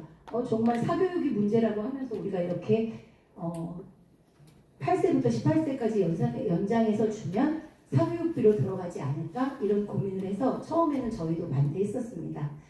그런데 일단 저희 대한민국에서 8세부터 18세까지 이렇게 보편적으로 지원하는 게 저희가 처음이다 보니까 그동안에 지원한 사례가 없습니다. 그렇기 때문에 그게 사교육으로 들어갈 거라는 거는 저희의 예상이지 사교육으로 들어간다는 전제는 실질적으로 있지 않습니다. 있지 않고 저희가 또 출생을 하고 결혼을 하려면 이 청년들의 의견을 물을 때 아까 박사님이 말씀하신 직장 문제, 주거 문제, 사교육 문제 이런 것들이 다 들어 있습니다. 근데 그걸 다 통틀어서 뭐라고 말하냐면 아기를 낳아서 키우려면 비용이 얼마나 많이 드는데요. 그러니까 이런 걸 모든 거를 통틀어서 말하는 게 그 비용 문제입니다. 그리고 저희가 이거를 지원한다고 이 출생률이 당장 오르거나 그렇게 한다고 생각하진 않았습니다. 단지 이 저출생 문제가 정말로 문제고 이것들을 개인의 문제로 남겨두지 않고 정부와 지방자치단체가 이것을 같이 고민하면서 도우면서 가겠다는 그런 정책의 의지라고 생각해 주시면 감사하겠습니다. 뒤에 결과도 말씀드리겠습니다. 그래서 저희가 새로 시작한 게 그동안에 지원해주는 정책에서 좀 임산부들이 조금 혜택 받을 수 있는 임산부들에 대한 교통비를 줬고요. 그 다음에 지금 천사지원금이라는 게 뭐냐면 아까 0세에서 7세까지 국가에서 아동수당을 50 주고 지방에서 50 돼서 이제 지원하고 있는 건데 그게 10만 원입니다. 10만 원인데 이제 저희가 그거에 더해서 10만 원을 더 주겠다는 정책이고요. 그 다음에 아이콘 수당은 이제 저희가 7세에서 멈췄는데 8세에서 고등학교 가는 나이까지 지원하겠다 하는 정책입니다. 근데 국가에서는 아까도 말씀드렸다시피 국가는 보편적으로 하고 지방은 선별적으로 해라 라는 계속 그런 의향이 있으셨는데 저희는 저출생 문제를 보편적으로 하겠다 해서 한 정책이고요. 저희가 이 정책을 발표하자마자 전라남도가 아까 박사님 말씀하신 대로 더 출생률이 낮잖아요. 거기가 저희 거를 그대로 벤치마킹하고 저희보다 더 준다고 합니다. 네, 근데 거기는 이제 출생아가 저희보다 더 적으니까 뭐 그거는 그렇게 한다고 하고요. 그 다음에 제주도가 저희의 사업의 일부를 그렇게 해서 반영해서 갑니다. 근데 제일 처음에 시행한 곳이 제일 어렵듯이 저희는 6개월을 중앙정부하고 밀당을 하면서 그걸 이뤄냈는데 저희가 이뤄내고 나니까 전남과 제주는 바로바로 승인이 나왔습니다. 그래서 그렇게 하고 있고요. 사실 너무 감사한 거는 저희가 이걸 발표했을 때 부용기업에서 기업 차원에서 자녀를 낳으면 1억을 주겠다는 걸 발표했습니다. 저희는 그때 국가의 승인을 못 받은 상태였는데 기업이 같이 그런 의중을 펴주셔서 너무 감사했고 그게 발표하자마자 바로 기사가 났습니다. 그거에 세금을 떼면 실질적으로 7, 8천만 원밖에 안 된다. 한 2천만 원 정도의 세금이 나온다. 막 이런 얘기가 나왔었는데 평상시 같았으면 그 세금 문제 해결하는데 1년이 넘었을 겁니다. 근데 어떻게 된 일인지 한 달 만에 그 세금 문제가 해결돼서 비과세로 1억을 다 지급하는 그런 정책으로 됐고요. 그 다음에 부영기업을 신호탄으로 뭐 쌍방울이나 신세계나 이제 여러 기업들이 거기에 동참하는 그런 이제 분위기가 되었습니다.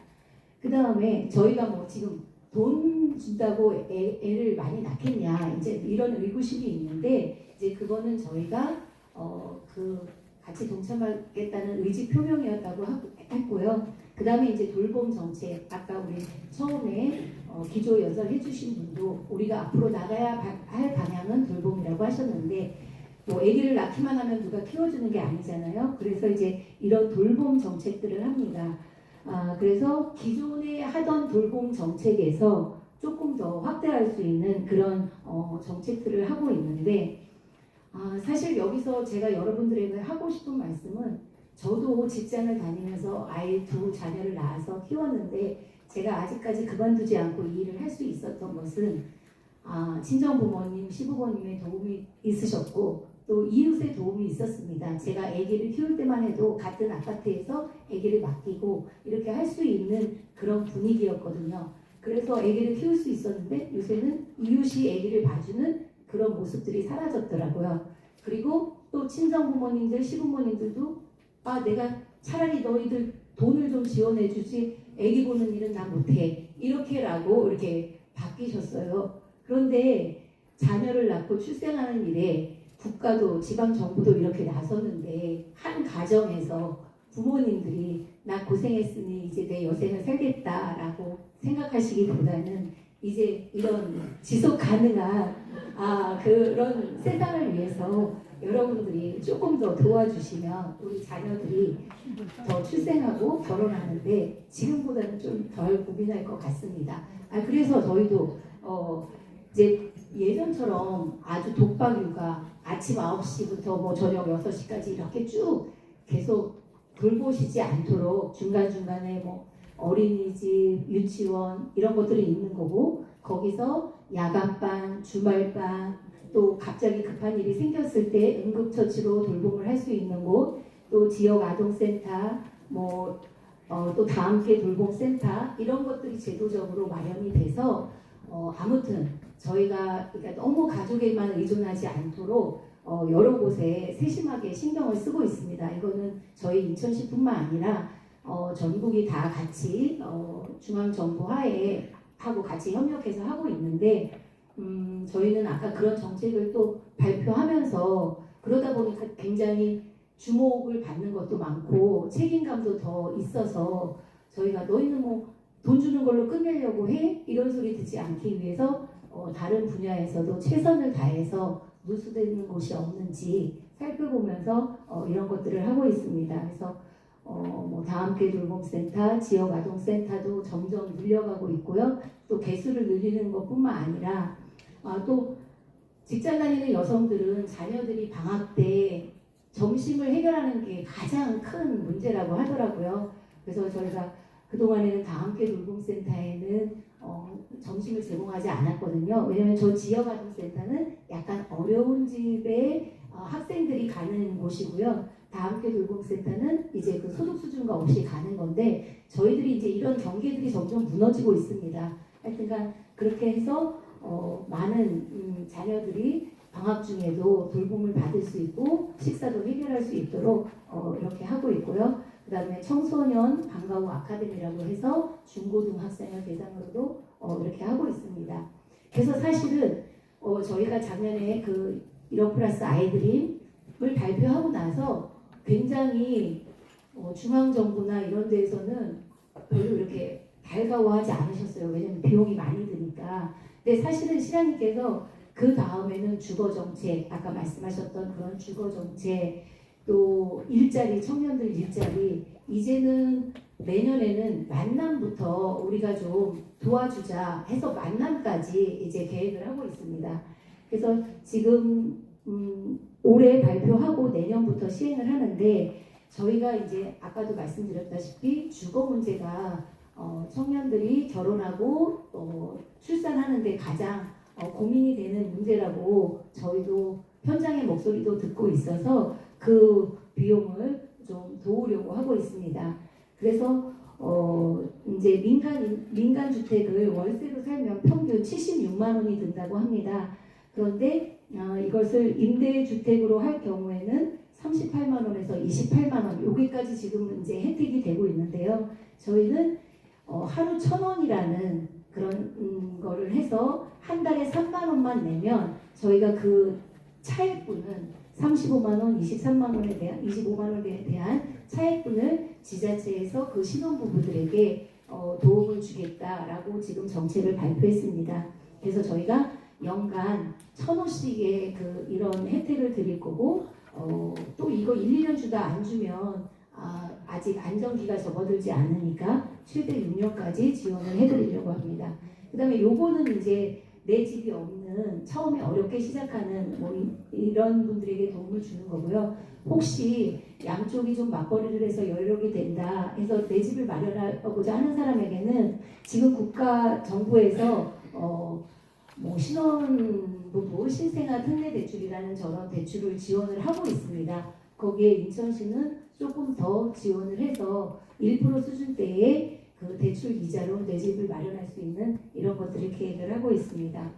그 다음에 여기 책에는 실리지 않았었습니다. 요거는 이제 저희가 며칠 전에 발표를 한 건데 저희 지금 이제 대중교통 수단에 아이패스라는 걸 쓰면 일반 시민들은 내가 쓴 대중교통 요금의 20%를 환불받습니다. 이거는 아까도 말씀드렸다시피 지속 가능한 환경, 저희가 좀 자가용을 줄이고 대중교통을 이용하자 이런 취지에서도 시작을 한 건데 일반인들에게는 20%, 청년들에게는 30%로 저희가 지금 시행을 하고 있습니다. 그런데 내년에는 아이를 낳는 가정에는 좀 혜택을 더 드리고 둘째 아이를 낳으면 더 혜택을 드리자 뭐 이런 것들이 이거는 이제 정부에서 그만큼 지자체에서 이만큼 신경을 쓰고 있다고 그들에게 신원을 보내는 그런 정책이 되겠습니다. 그 다음에 정말 이 정책을 시행하면서 아까 우리 박사님께서 말씀해 주셨다시피 아까 뭐 일자리, 사교육, 주거 문제가 정말 다 우리들이 그렇게 선택해서 물론 꼭 그렇게 가리라고는 몰랐지만 결국은 그런 문제들이 발생을 했잖아요. 그래서 이제 그런 문제들을 해결할 때 여기 계신 우리 시민분들 또 단체분들, 기업분들이 같이 도와주셔야 이것들이 해결이 된다고 보고요. 저출생 정책, 돌봄 정책을 하다 보니까 정말 기업에서 같이 해주셔야 될 것들이 너무나 많더라고요. 근데 기업은 사실 이윤을 창출하는 곳인데 저희가 이런 막 부담을 드리는 것 같아서 죄송한데 이런 가족 친화 인증 기업으로 선정이 되면 그래서 중앙부처나 지자체에서도 그런 가족 친화를 하겠다고 하는 그 ESG 경영을 하겠다는 기업에 대해서는 이런 혜택들을 지금 드리고 있고 더 좋은 혜택을 드리려고 계속 발굴을 하고 있고 기업과 의논을 하고 있습니다. 저희가 어떤 것들을 도와드리면 더 좋은 이런 가족 친화 인증 기업이 되겠습니까? 해서 저희가 서로 의논을 하고 있는데요. 지금 현재 인천시에는 238개사가 있습니다. 238개사가 있는데 점점 이렇게 직원들이 출산 휴가나 육아휴직이나 또 유연근무제 이런 것들을 좀 또 재택근무 이런 것들을 할 수 있도록 저희가 기업하고도 협업을 하고 있습니다. 저희 그나마 그 직장 중에서는 공무원이나 공기업들이 이런 것들은 조금 쓰기 수월한데 일반 기업에서도 이런 것들을 같이 해주십사하고 저희가 같이 논의하고 있다는 말씀드리고요. 그래서 내년에는 인천시에 일생활균형지원센터라고 저희가 별도로 조직을 마련해서 기업하고 또 그 근로자들이 출산도 하고 결혼도 하고 이렇게 하실 때 좀 도움이 될 수 있도록 저희가 중간에서 그런 일들을 열심히 하겠습니다. 아까 가족 친화 인증 기업뿐만 아니라 우리 여성 친화 기업이라든가 또 공동 직장 어린이집에 저희가 또 지원을 하고 있어서 아까 상공회의소 부회장님도 오셨는데 기업들과 협력하면서 나가겠습니다. 그 다음에 저희 작년에 그 정책을 발표하면서 저희 시에서 중앙정부에 5가지를 건의했습니다. 저출생 관련해서 전담 조직이 있어야 될 것 같다. 그리고 산발적으로 흩어져 있는 보조금들을 한데 모아서 저출생에 대해서 좀 집중적으로 우리가 문제를 해결해야 될 것 같다 해서 여러 가지 5가지를 건의를 했는데요. 첫 번째 인구 전담 조직은 6월 18일에 정부에서 발표하셨습니다. 내년에 인구전략기획부라는 그런 부서가 생기고 그 다음에 수석도 생기고 그래서 인천시가 다 같이 고민하고 있는데 고민만 하지 말고 뭔가 좀 시민들이 조금 뭔가 달라지고 있네 이런 생각이 드실 수 있는 정책을 마련해 보자 해서 저희가 그것이 정말 바른 방향인지 는 모르겠지만 저희 생각으로는 최대한으로 정책을 이끌어내서 이런 것들을 했다고 말씀드리고요. 그 다음에 저희가 이제 아까 그 사업들을 6월까지 승인을 받고 어떤 사업은 4월부터 시작했고요. 늦은 사업은 뭐 8월부터 시작을 했습니다. 그렇게 시작을 하고 있는데 지금 통계청에서 작년 대비 출생아 수 뭐 이런 것들이 지금 언론에 나오고 있습니다. 그런데 지금 전반적으로 출생아 수가 올라가고 있습니다. 근데 그 통계청의 이렇게 분석에 따르면 이제 너무 저점으로 내려왔기 때문에 이제는 좀 반등을 하는 게 아닌가 이렇게 발표를 하셨고요. 그 다음에 또 코로나 때문에 그동안 혼인을 많이 제때 못 하시다가 미뤄뒀던 혼인을 했다는 그런 발표도 있고요. 아무튼 우리나라에서는 아직까지는 출생을 하려면 혼인이라는 것 제도를 혼인이라는 걸 걸치고 결혼식을 하고 이렇게 아이를 낳는 그런 비중이 이제 대다수인데 저희가 상반기까지 지금 현재 8월 현재로 보면 전국이 마이너스 0.4% 출생아 수가 이제 반등을 했는데 그 전에는 더 심하게 마이너스였거든요. 근데 이제 전국이 0.4인데 지금 저희는 인천시가 6.5%로 작년 1월부터 8월, 올해 1월부터 8월 대비 6.5%로 반등이 됐고요. 그 다음에 충남이 이제 3.0%, 그 다음에 전남이 2.4% 이렇게 되고 있습니다. 그래서 솔직히 저희가 작년 12월에 발표를 했기 때문에 그때 마음 먹고 임신을 했어도 아직 태어나지 않았을 거예요, 아기들이. 그래서 저희가 사실은 이것들을 말씀드리기 참 그런데 사실은 일하는 사람 입장으로서는 굉장히 힘이 납니다. 저희가 이런 것들을 한다고 할 때 과연 되겠어? 그게 뭐 효과가 있겠어? 그리고 저희가 했을 때 잘한다고 하기보다는 문제점들을 다 얘기를 하셨거든요. 그런데 그때 저희를 좀 힘나게 했던 거는 일본하고 프랑스에서 저희 그 기사를 보고 찾아오셨어요, 인천시에. 그래서 프랑스 공영 제2TV에서 인터뷰를 했고요. 그 다음에 이제 일본에서는 동경대에서도 오셨고 또 다른 시도에도 오셨고 오늘 오십니다. 도요타 재단에서 이제 저희하고 같이 의논을 하고 싶다고.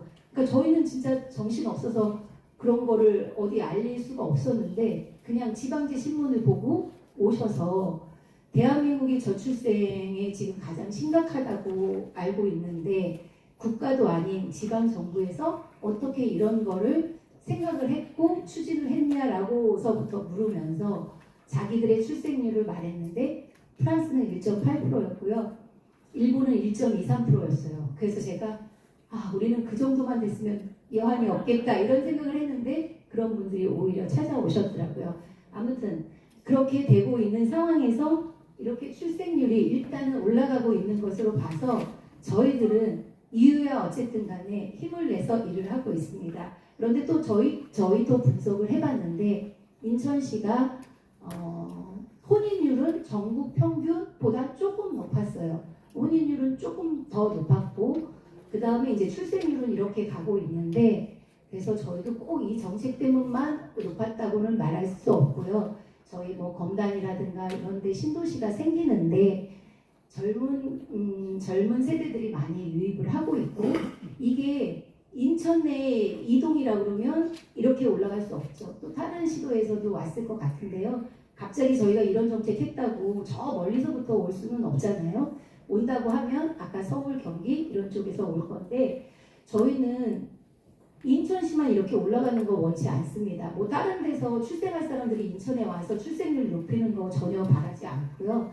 저희는 이런 걸 계기로 대한민국 전체가 출생률이 올라서 우리 어르신들을 아까 123명을 25명이 부양해야 된다고 이런 말씀하셨는데 그렇게 되지 않기를 바라는 마음에서 저희 여성가족국은 아까도 말씀드렸다시피 영유아 정책부터 노인 정책까지 있고요.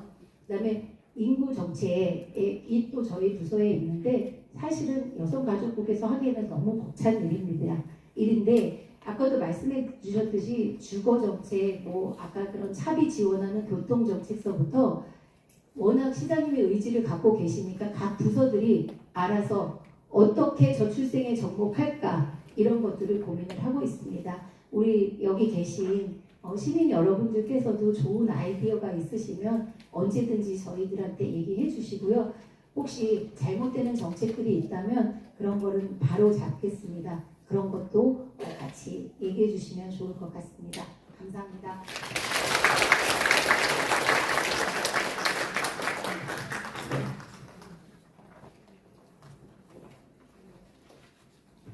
국장님께서 발표를 빨리 맞춰주셔서 점심을 조금 일찍 드실 수 있을 것 같습니다.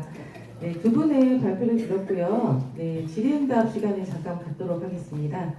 질문 있으신 분? 네.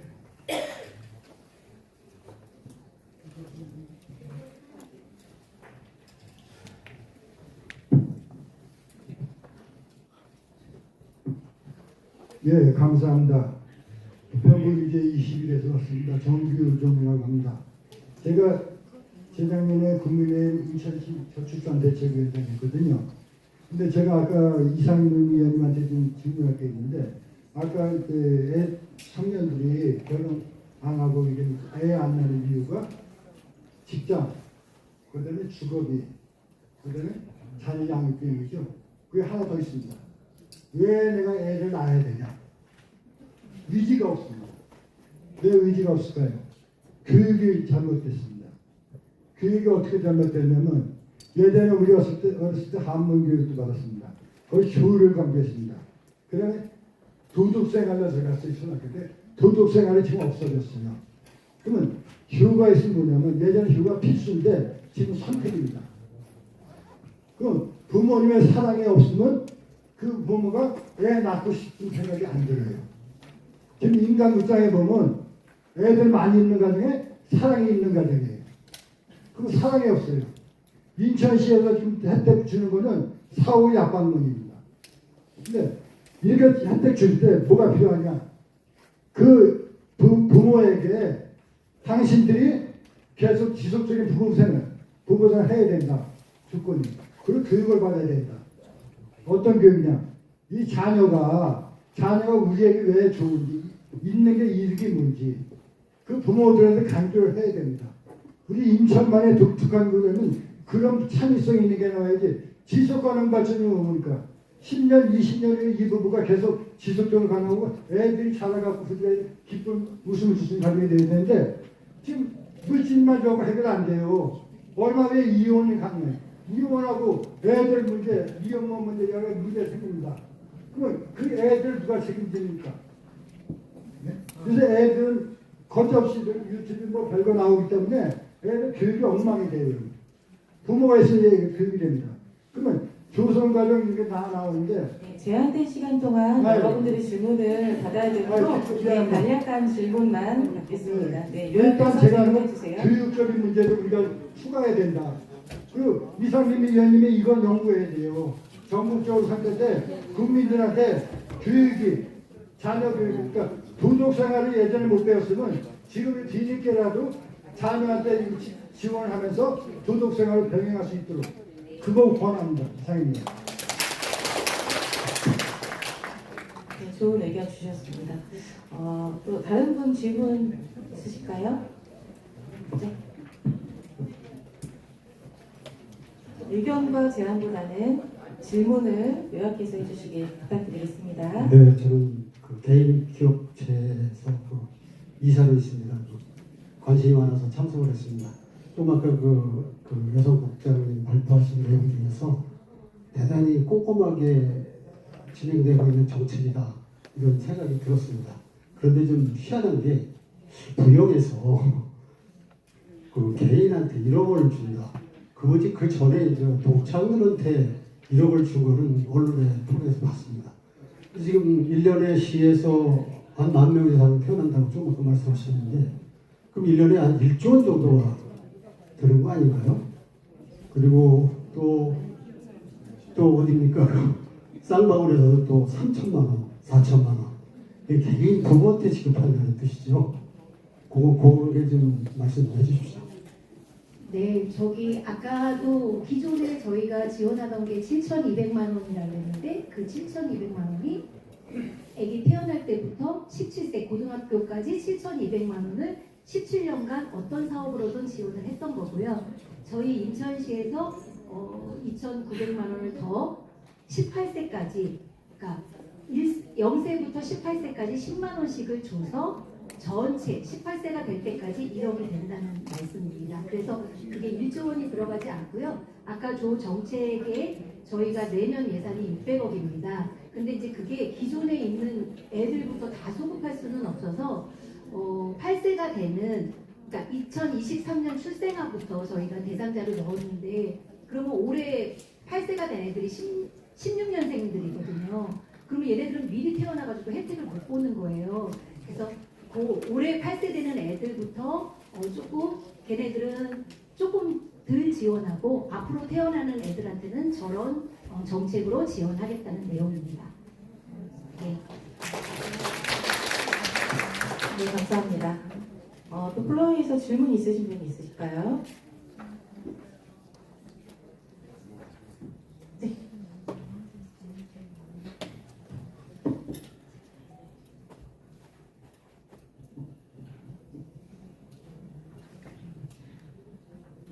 저는 질문보다는 저기 바라는 게 있어서 마이크 잡았는데요.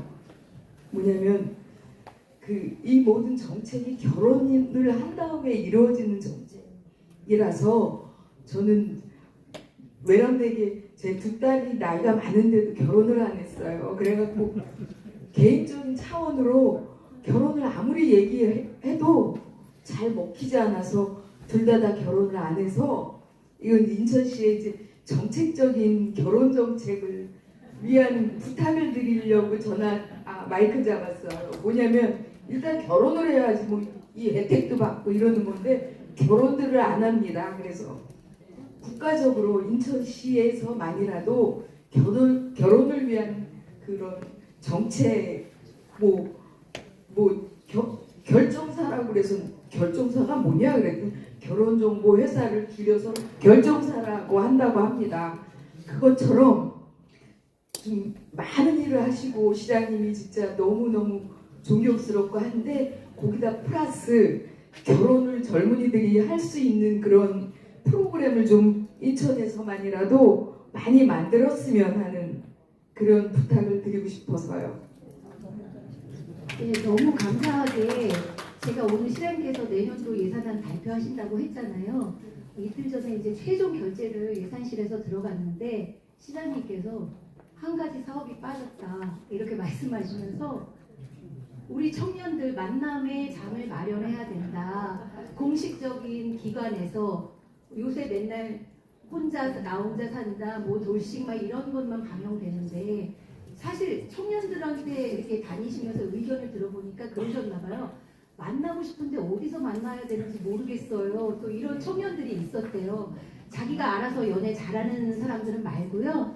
그렇게 안 되는 청년들을 위해서 시장님께서 2억 5천의 그 예산을 그냥 결제하시면서 이거는 세워서 내년에 청년들이 좀 만남을 갖고 뭐 바로 결혼하려는 것도 아니고 애를 낳는 것도 아니고 같은 청년들의 의견을 좀 나눌 수 있는 장을 마련해 보라 해서 내년에 시행합니다. 좋은 방법 알려주세요. 감사합니다.